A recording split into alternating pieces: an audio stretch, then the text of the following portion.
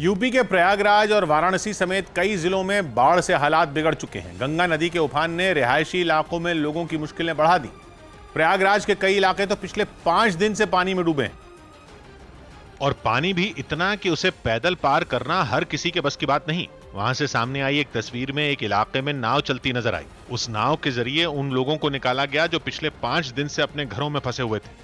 नाव आज से चल गई है, नाव चल रही है, लेकिन खाने की व्यवस्था यहाँ कोई प्रशासन की तरफ से नहीं है। इसी तरह इलाके के कई लोगों को निकालकर सुरक्षित ठिकानों तक पहुंचाया गया। हालांकि प्रशासन लोगों तक मदद पहुंचाने की हर मुमकिन कोशिश में जुटा है, लेकिन रास्तों के डूबने से दूर दराज के कई इलाकों तक पहुंचना प्रशासन के लिए चुनौती बना हुआ है। ऐसे में प्रयागराज की कुछ सामाजिक संस्थाएं भी लोगों की मदद के लिए मैदान में उतर आईं। ऐसे एरिया में पहुंचने का प्रयास कर रहे हैं जहां पे प्रशासन या जो है ना पब्लिक के लोग बहुत मुश्किल से पहुंच पा रहे हैं। प्रयागराज में पिछले कई दिन से गंगा और यमुना खतरे के निशान से ऊपर बह रही हैं। और रुक रुक कर हो रही बारिश से नदियों का जलस्तर ज्यादा बढ़ने की संभावना है।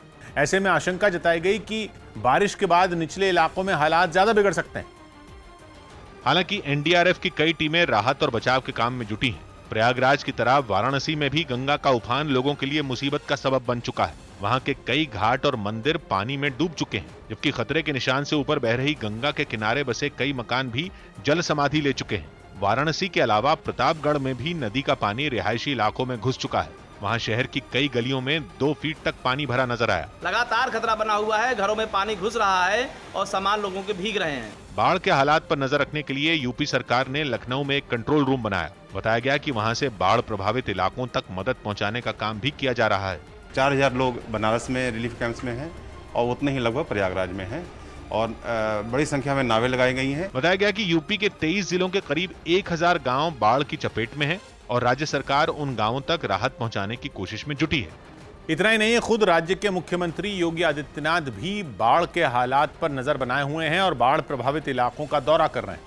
योगी आदित्यनाथ ने प्रधानमंत्री नरेंद्र मोदी के संसदीय क्षेत्र वाराणसी पहुंचकर वहां के हालात का जायजा भी लिया।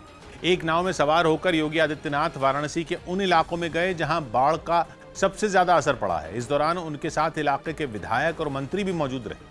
उनकी नाव के साथ सुरक्षा कर्मियों और एनडीआरएफ के जवानों की कुछ नावें भी चलती नजर आईं।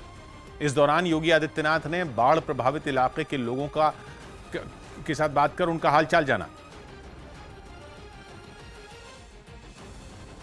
सौभाग्य की एक बात यह कि यूपी में यमुना नदी में पानी बढ़ने की रफ्तार थमी है, लेकिन गंगा नदी का जलस्तर लगातार बढ़ रहा है, जिसकी वजह से गंगा किनारे बसे वाराणसी और पूर्वांचल के दूसरे जिलों में बाढ़ का संकट भी बढ़ रहा है।